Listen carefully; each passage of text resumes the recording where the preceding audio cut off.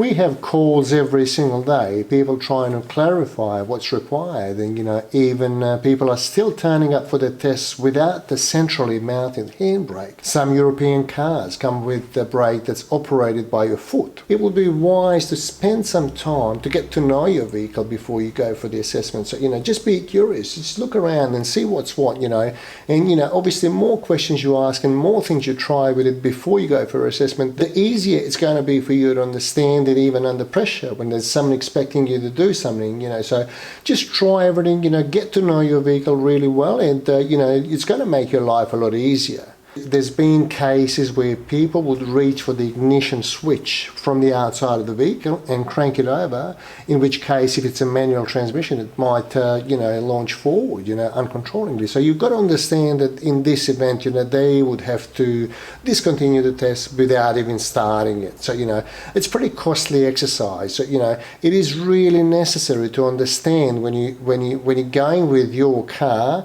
what you're expected to do. So all the procedures that you're expected to do, because you're going for your license. There's also been reports that people accidentally lock the steering wheel. Okay, so if when exiting the car, if you lean onto the steering wheel and if there's no key in the ignition, you may accidentally lock the steering wheel. So to unlock it, you would have to put the key inside the ignition, and you would have to move the steering wheel to the side that can move easier. So try left and right, but don't expect a steering wheel that it's going to move as easily as when the engine's running, because when the engine's running, the hydraulics are working. So it's going to be a lot easier to operate the steering wheel.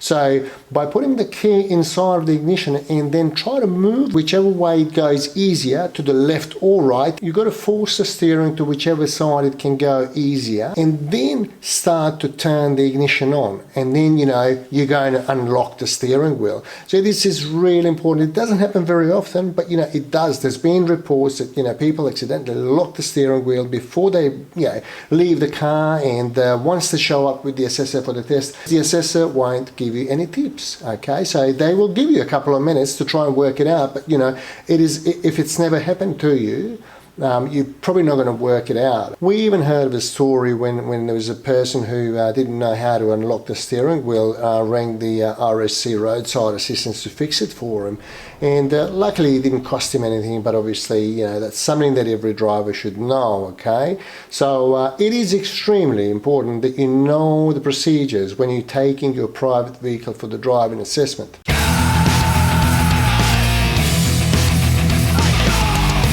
So as you walk towards the car with the assessor will say, when you sit in the car, I'd like you to turn the ignition on, but don't start the engine. So what does that mean? The ignition on is when you turn the key enough to be able to operate indicators and the stop lights by tapping on the brake pedal. What you must do is basically you just turn the key until you can see the dash lights, but without cranking the engine over. So you shouldn't start the engine. We've had several reports how people are starting the engine from outside of the vehicle, getting their hand inside the ignition through the window and cranking over. You must be seated in the car. You've got to turn the ignition on without starting an engine, and then the assessor from the outside will say, I'd like you to put the brake on and off a few times. So you tap on the brake a few times, so the stop lights will come on and off.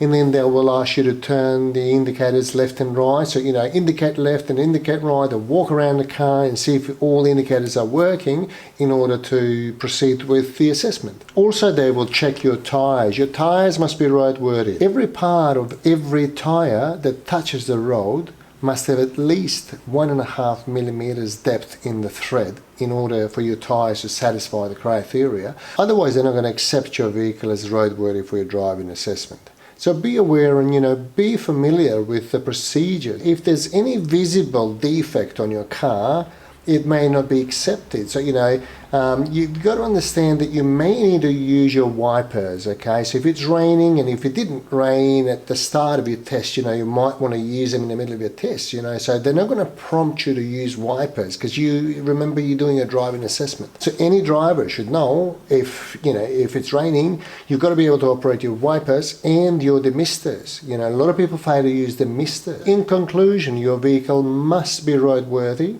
Now, you have to know what to do when the assessor says, I'd like you to sit in the car, turn the ignition on, but don't start the engine. It means you can't crank the car over. So give us a call during our business hours. We're happy to assist with any sort of questions that you might have, as we did for the last 20 years. We hope that the pass rate in Perth will increase in the coming months, because it's been record low in the last 2 months, which is June and July, and still majority of people fail without even completing the entire test. It's best to prevent these things from happening by just getting a little bit more educated about what you need to do, and obviously how to execute all the tasks required in the driving assessment. Thank you for watching, and we'll see you in the next video.